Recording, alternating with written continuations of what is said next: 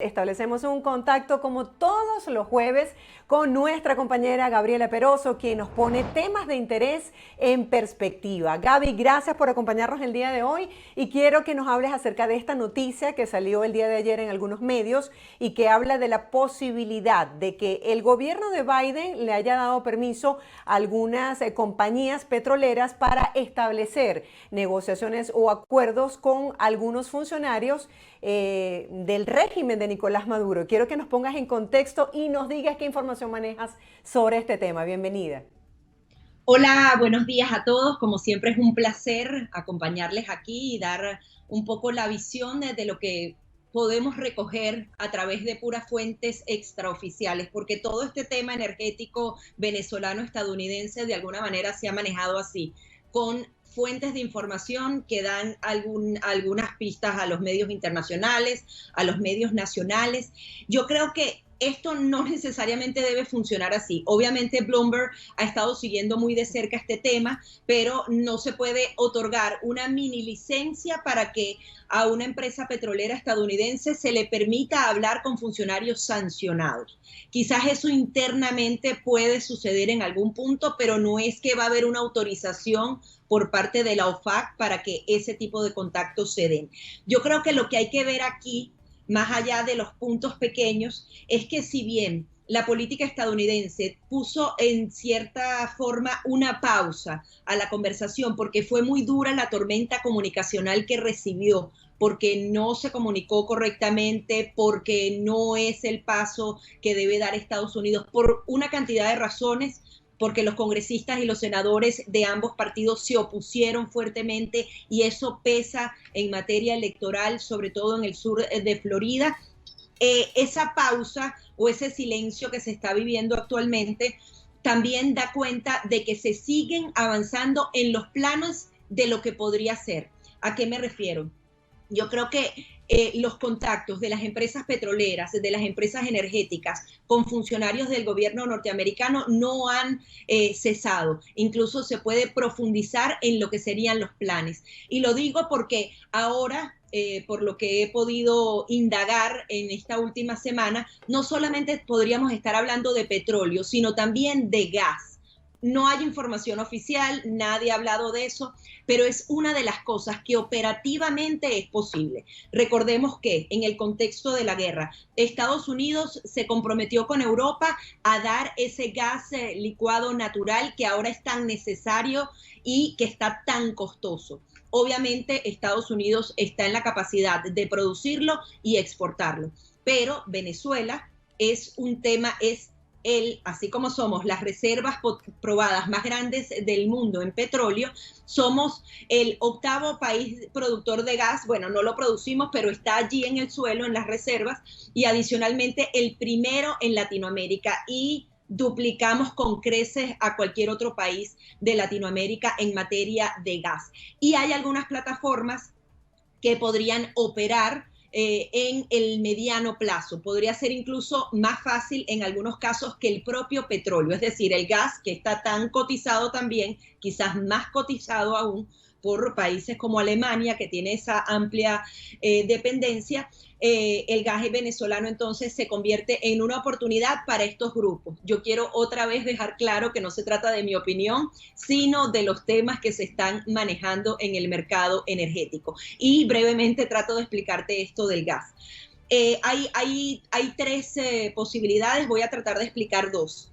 Hay dos compañías extranjeras que todavía están en suelo venezolano con las mismas sanciones que tienen las empresas norteamericanas. Está Eni, que es italiana, y Repsol, española. Ellos no tienen tanta producción de petróleo, pero sí podrían producir en el corto plazo bastante gas.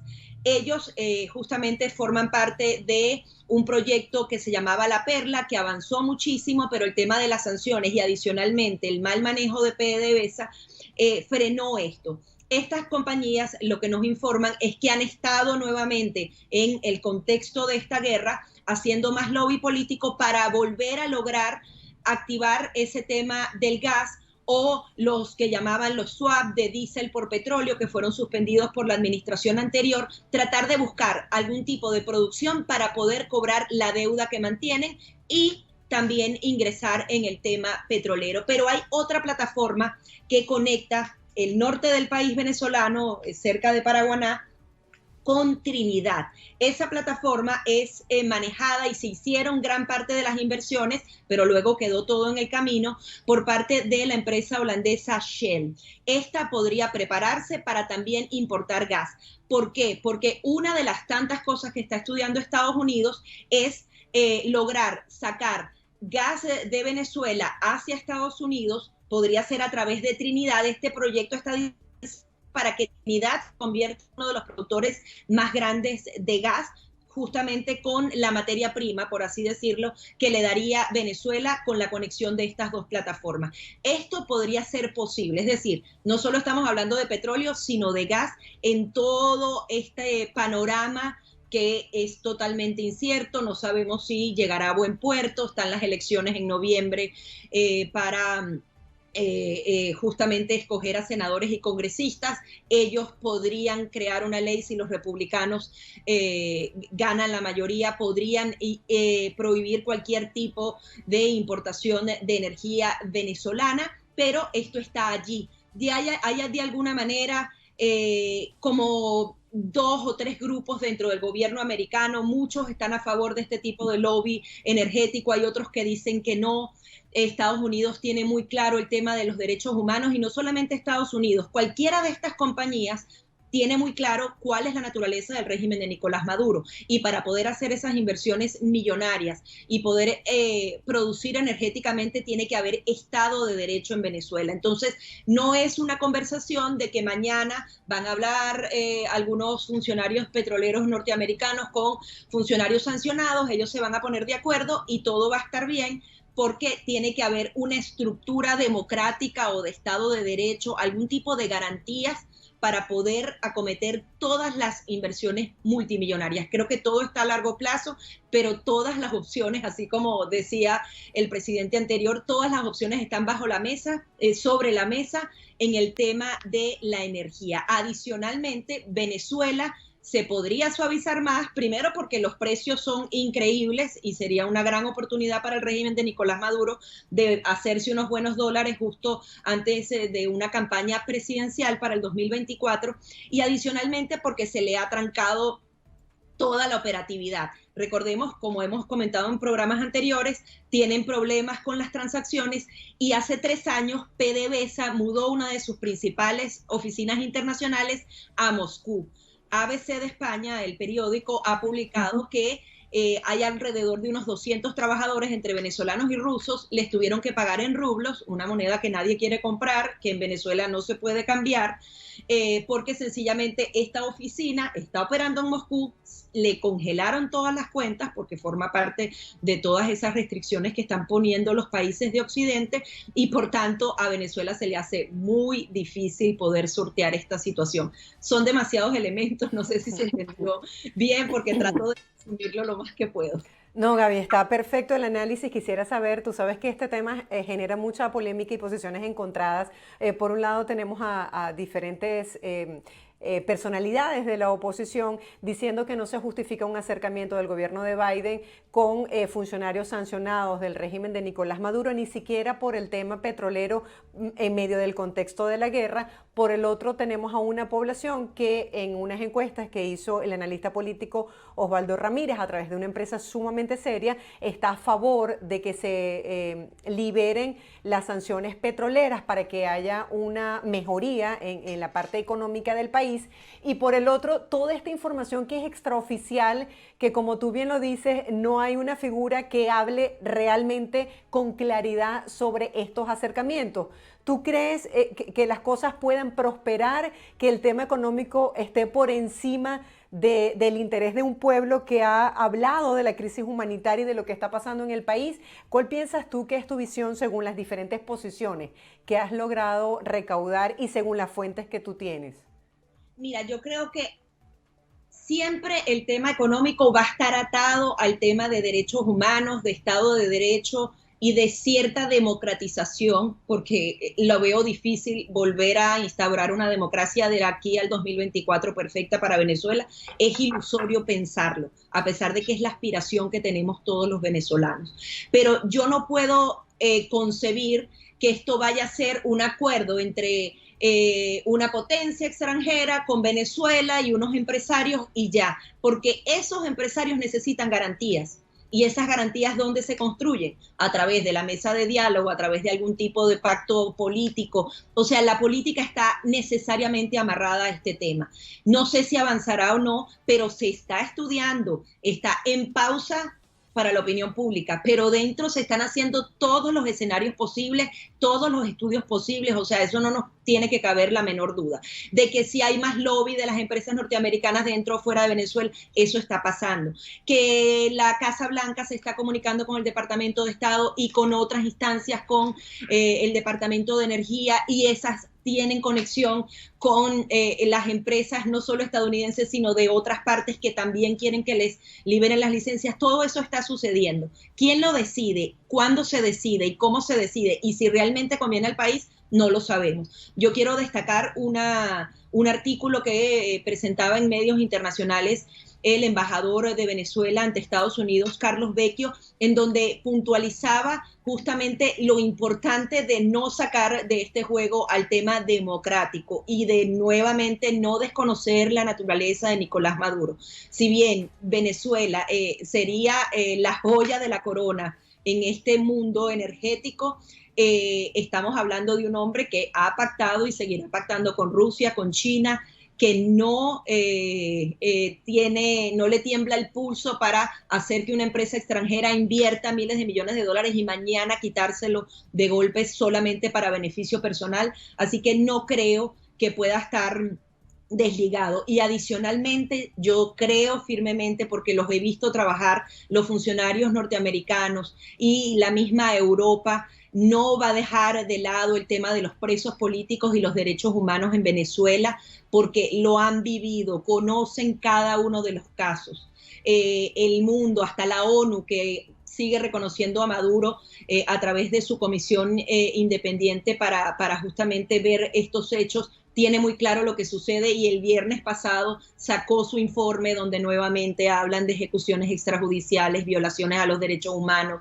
Reconocen que no se ha transformado el sistema de justicia, a pesar de que vayan a nombrar un nuevo Tribunal Supremo de Justicia para tratar de maquillar todo el tema de la Corte Penal Internacional. Todo el mundo está muy claro de lo que sucede en Venezuela. Así que si se avanza económicamente, debería necesariamente avanzarse políticamente en Venezuela. Que sea el mejor camino, no lo puedo decir, pero esas encuestas, y hay muchas personas que han estado hablando de eso, y cuando tú les dices que van a levantar las sanciones económicas para una mejoría democrática, la gente al final dice que sí, no tienen otra opción y de alguna manera quieren algún tipo de solución, a pesar de que no sea el todo o el nada, y que nos duela tanto a los venezolanos, porque cuando yo lo veo en frío digo, no quiero nada, yo quiero que mi país sea próspero de verdad y que yo tenga la libertad de salir, de reunirme, de ejercer el periodismo y mis derechos económicos. Pero hay que ir como que un paso a la vez, no podemos alcanzar el objetivo máximo sin haber por lo menos sentado las bases para lograr ese objetivo. Así es, Gaby, háblanos de qué se trata ese informe SOS Orinoco. Bueno, es un informe que también ha salido publicado esta semana. A mí me parece gravísimo. Es uno de los temas que es muy difícil explorar y ver con nuestros propios ojos, porque esas son poblaciones, representan el 50% del territorio nacional, pero solamente vive el 7% de la población venezolana. Pero allí hay otra riqueza extrema. Hay oro y diamantes. Y yo no sé si ustedes recordaban esa famosa película de Diamantes de Sangre. En Venezuela se escenifican escenas como esa. A la gente le cortan las manos, los desaparecen, los indígenas están muriendo. Hoy en el Washington Post, 4 indígenas más fueron asesinados en una trama justamente que busca hacerse con miles de millones de dólares en la extracción ilegal de oro y diamantes. Y en este informe de SOS Orinoco resaltan un punto que también me parece escalofriante, que hay testigos que aseguran que la Guardia Nacional actúa en conjunción, como si fueran un solo equipo con grupos guerrilleros, por ejemplo, con el ELN. La Guardia Nacional y el ELN llegan a una casa a reprimir a una familia, a manejar todo ese tema e incluso colocan al régimen de Nicolás Maduro y particularmente a Nicolás Maduro como el cerebro, el cabecilla de una organización delincuencial criminal que está explotando los recursos naturales venezolanos y colocando ese oro y esos diamantes que en el argot internacional se llaman de sangre, para venderlos y de alguna manera no reportar ningún tipo de ganancias para los venezolanos. Son informes muy crudos donde se describen esos asesinatos. Quizás el periodismo lo ha podido reflejar, pero no de la manera tan cruenta como se vive en esas regiones, porque allá hay un control total policial y militar que ejerce justamente el poder acompañado de guerrilleros y de estas personas que están explotando nuestros recursos. Sí, triste todo ese panorama que ha salido recientemente en los diferentes medios de comunicación y qué bueno que lo abordes en este momento. Gaby, uno de los puntos fundamentales en este acercamiento del gobierno de los Estados Unidos con Venezuela era el tema de la negociación y del diálogo para buscar una salida democrática a lo que se vive en el país. ¿En qué ha quedado ese tema? Bueno, siempre es la voluntad del régimen de Maduro. Ellos en septiembre pararon el diálogo. Han hecho como 2 intentos de que, bueno, sí voy a volver. Se comprometieron o sea, recibieron la visita de un funcionario de la Casa Blanca, liberaron a 2 presos políticos y se comprometieron a volver a la negociación. Y luego agarraron una nueva excusa chimba, que ya ni me acuerdo cuál es, para decir que no hay negociación.